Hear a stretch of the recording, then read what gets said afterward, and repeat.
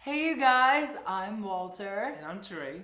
And this is not the studio that you're used to. This is actually the living room in my apartment, so welcome. We're producing a lot of content. Like A lot.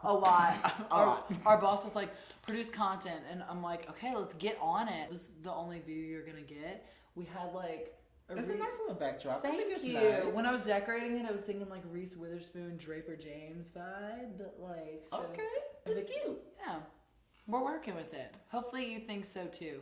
Comment whether you think my curtains are cute or not in the comment section below. So why we're really here, something happened last night. We experienced something last night. We experienced something last night. And if you were a part of this experience, you know. You know what it is. You know what it is, and you can hear it. And if you weren't a part of it, you're literally under a rock. You're under a rock, and we're very sorry for you. We feel sorry for you. It must be cold under that rock. It honestly. must be so cold. So what we're referring to, obviously, because you can read the title of the video, and if not, maybe practice your phonics. But we're referring to the release of Miss Ariana Grande's 5th studio album. Thank you. Thank you. Next. Okay, so let's just take it in the release history, the build-up. Thank you. Next. The song came out. It was a surprise drop too. It was a surprise drop. Immediately went #1. Immediately, and just it was refreshing because in this age of shade and cancel culture on Twitter, it was so refreshing just to have a song that wasn't about throwing shade. It wasn't about, Because it's so easy to like throw shade at your exes and stuff like that. Exactly. She was literally like, thanking them for helping her grow. It was so positive, and it was so just happy. It was like a breath of fresh air, honestly. You learn something from every experience. It was so refreshing just to have that kind of approach. And then the video was just fun, and it was her hanging out with her friends. And the Jennifer Coolidge cameo, everyone was like, Troye Sivan. And like, I love Troye Sivan, I really do. But Jennifer Coolidge is like... She really made the whole... She made it for me, y'all. I was freaking out over her. We literally got in trouble. We got in trouble Yes. because we watched, oh my God, y'all, we watched the video.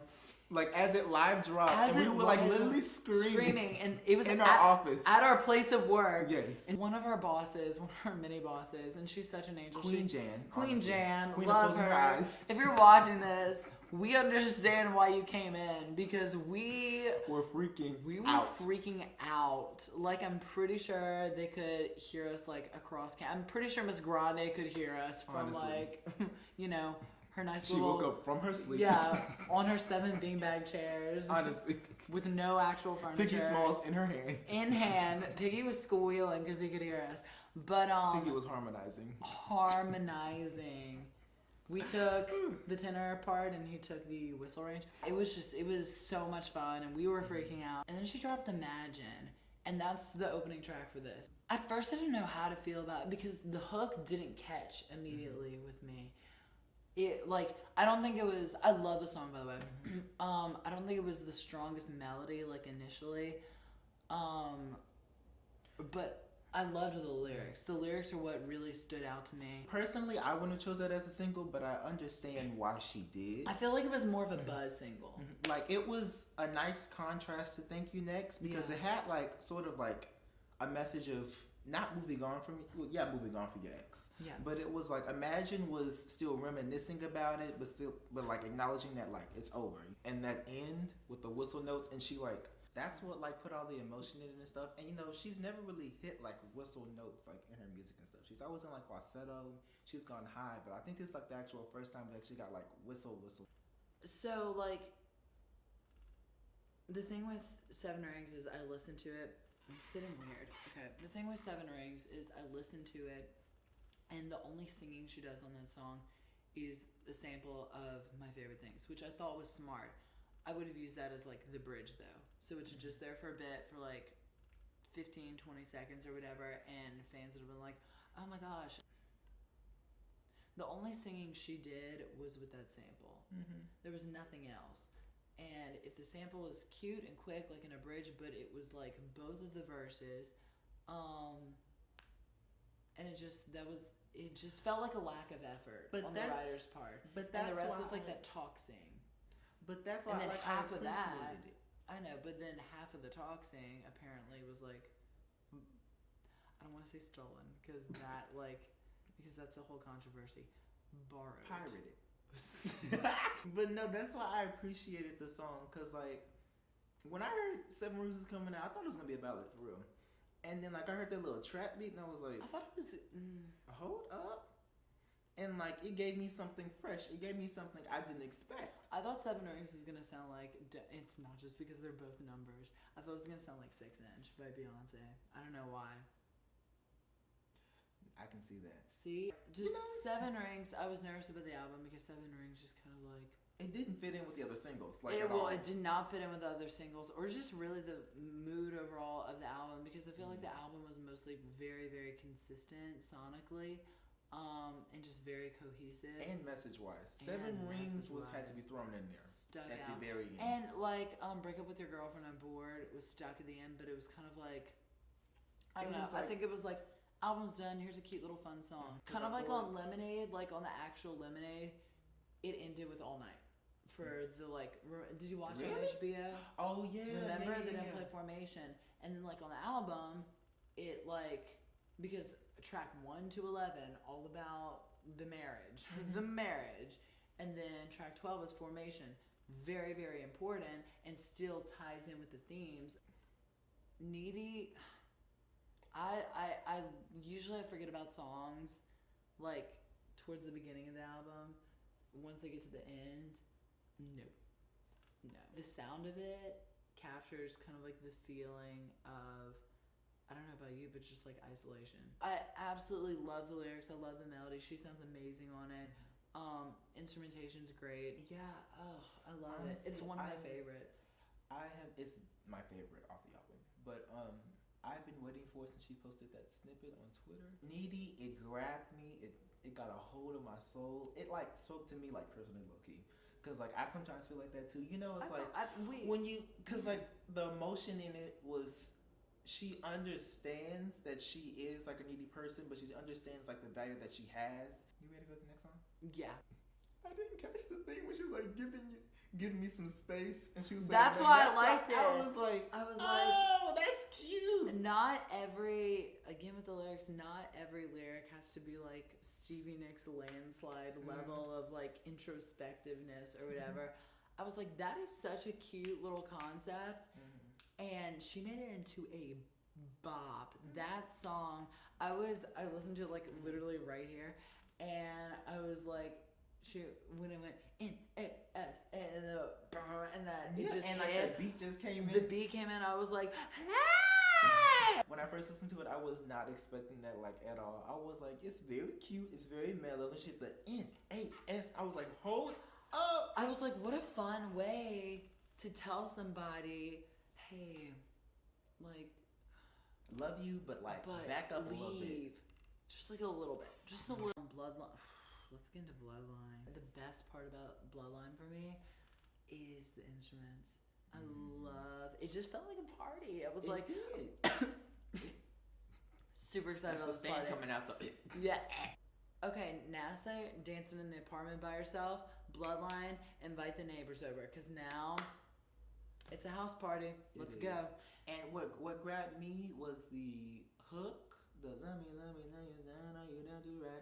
And then in the third verse, she just switches it up completely. With the I know what you want from me. I love when people do that. I'm like, thank you for putting in that extra effort to come up with another cute little melody for us. And she throws in these cute little like high ad libs everywhere, and it's not like sporadic, but it's like distant enough that it's like, oh okay, hold up. She's giving me something to use. Fake smile.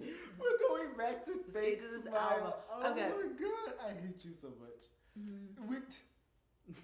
People are gonna be in the comments like, what is this video? What is it? What if we posted the whole thing? Honestly, we should. Just all like 2 hours. Post like an unedited version. Unedited. And then just this. If we did a Facebook live stream, people would be like, honestly, we should have. We should have. Oh my gosh. Look, with all 8 of y'all watching. All 80. Okay, so you know what Fake Smile reminded me of? Because I love the lyrics. Because I was like, wow, wow, It's so smooth. I'm like, the way she sings it and yeah.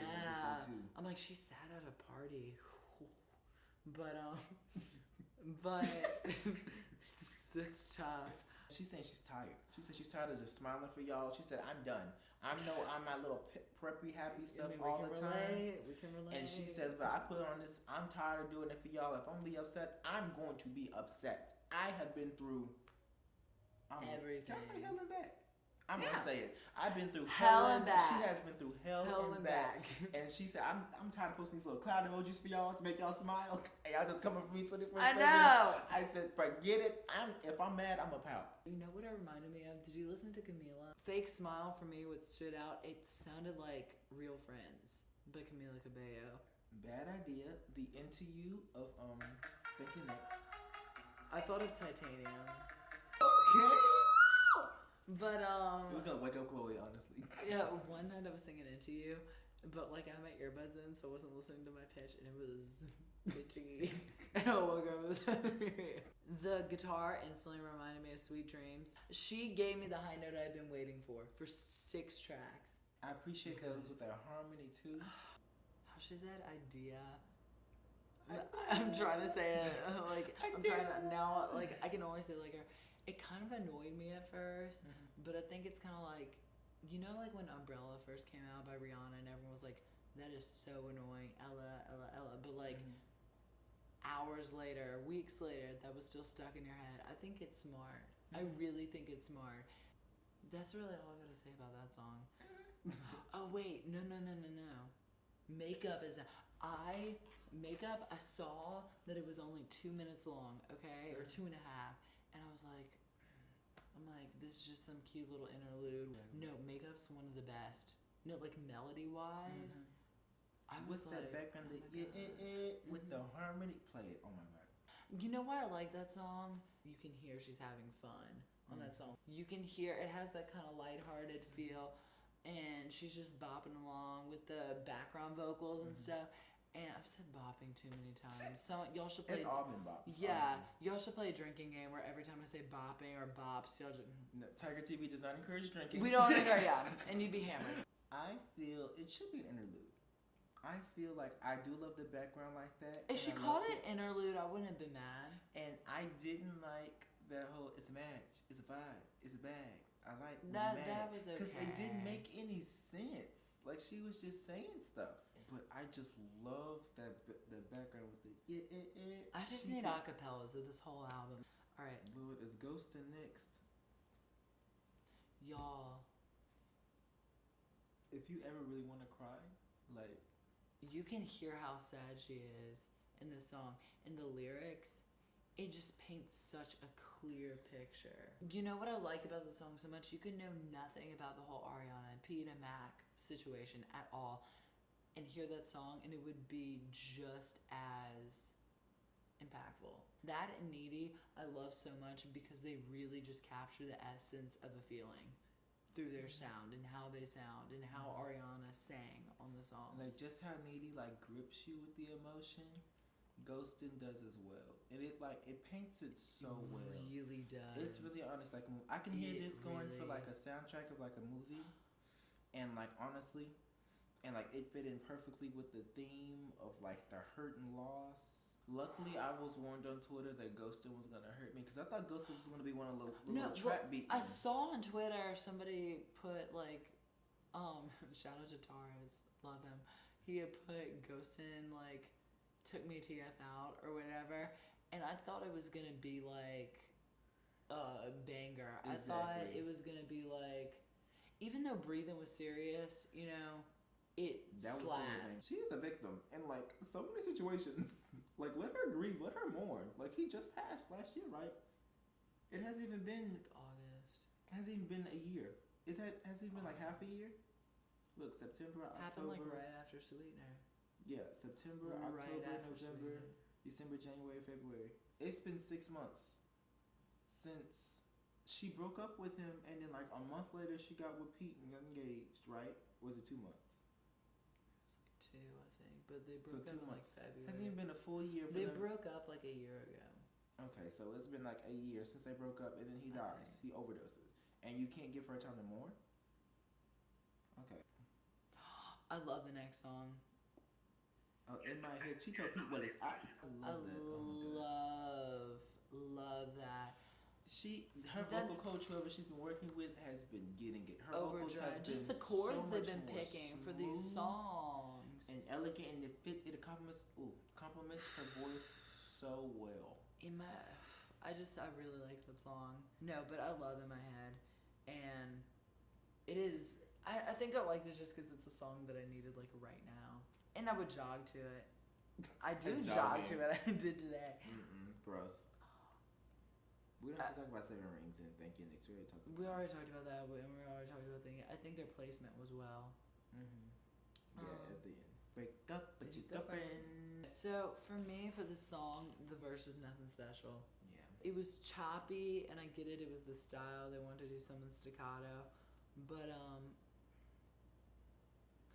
it just didn't work with me. That pre-chorus though. But it's a typical Ariana single for me. If our vocals sounded good at the beginning and not now, it is almost 2:30 in the morning. So like the voice is tired. What time did you pick me up? 10? No, 9:30. 9:30. We got here like 10 something. Yeah. A little before 10. I'm still gonna get some Sonic. I'm hungry. I ate a kid's burger. I ate a Bite burger. That burger was this big, y'all. This big. The pre-chorus, amazing. That's when I was like, oh, it's gonna. Right when she slid. Oh, and the backing vocals are so good for this. But the chorus it's cute. The chorus is cute.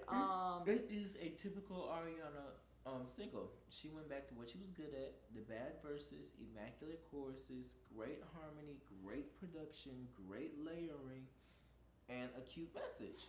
And that's a typical Ariana thing. That's what I expected. I expected break up with your girlfriend because I'm bored. I also kind of see this as like, you know, I done went through all this, but I'm still cute. I'm still funny.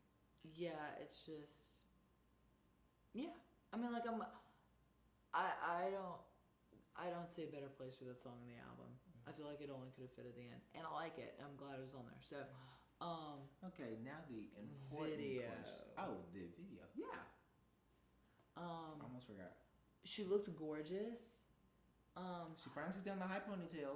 Ari looked good. She did with that blonde. She saw people on Twitter talking about how good she looked as Regina, and she was like, "All right, copy paste." She finally took down the high ponytail. Let her edges breathe. Looked good. Let her forehead. I liked the video. I had mixed feelings with the end. Because I feel like they did it, or they're at least gonna say they did it to promote more acceptance. But I feel like the fact of the matter is, there was no need for it. No need for it, but I feel like, or to generate controversy or whatever. But that doesn't generate controversy anymore, really. I feel like they're gonna say they want to promote that kind of inclusiveness, and maybe that was the goal.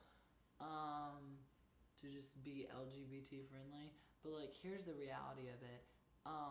When it comes to gay audiences, a lot of gay men and women so just love are Ariana Grande fans, just like demographic wise.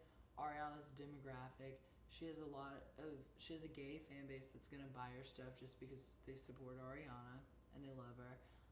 When it comes to straight people, I should say people outside of the LGBT community, because she has a very big LGBT following. I just wanted to include it. Make sure to include everyone. So straight people on their own,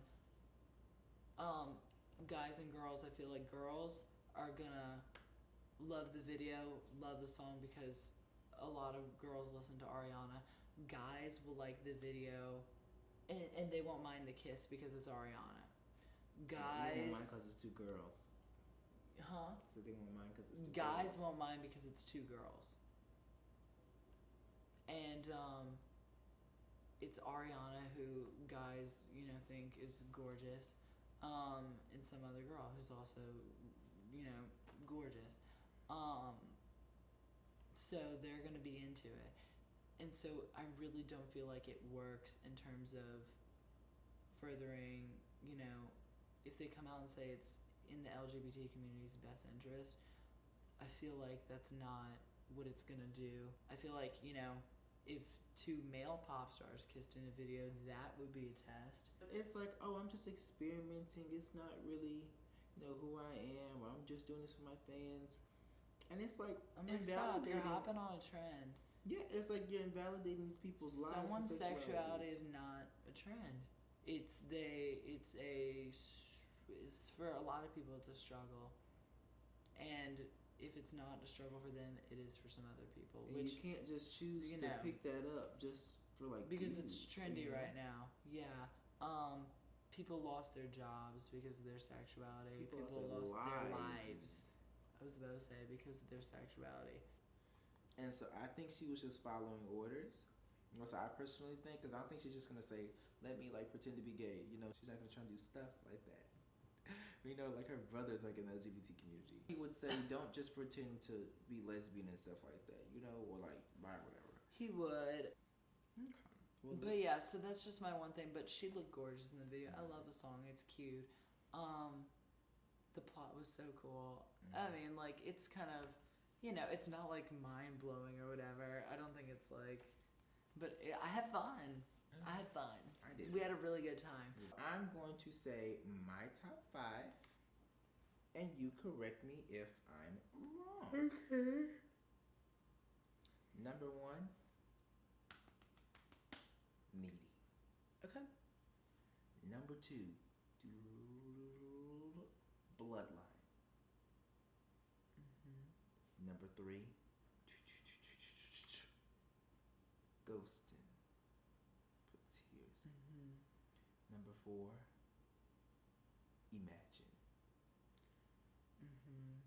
Number 5, it is Bad Idea on here, but I think I'm gonna switch it to In My Head. I'm switching it. Oh, here are my top 5. In no particular order, but I'm gonna rank them once I'm done. Okay. Just read them in the order then. I don't know what order they're in yet. Okay. Needy. NASA. Bloodline. Ghostin'.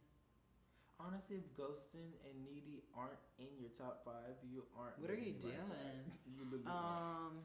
Am I even in a shot over here? Yeah. Okay. And then Thank You Next and Break Up With Your Girlfriend are kind of tied at 5. Imagine might replace those because I love those lyrics in Imagine. Thank You Next is the 12th song in my list. Thank You Next is the worst song on that album. No, because I love the second verse. Love the second verse. I love the approach. Yeah, I love the approach. Well, what's? But I don't know. I just love the lyrics of Imagine.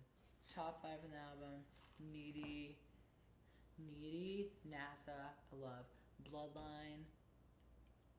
Ghostin'. Thank You Next.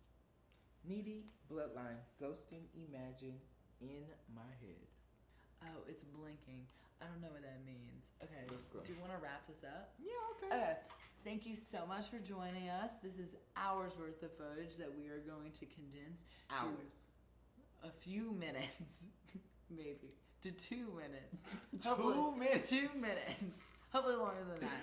It's like 5 hours. It's 3 a.m. We're delirious, but thank you for joining us tonight. And to anybody that hasn't listened to this masterpiece yet,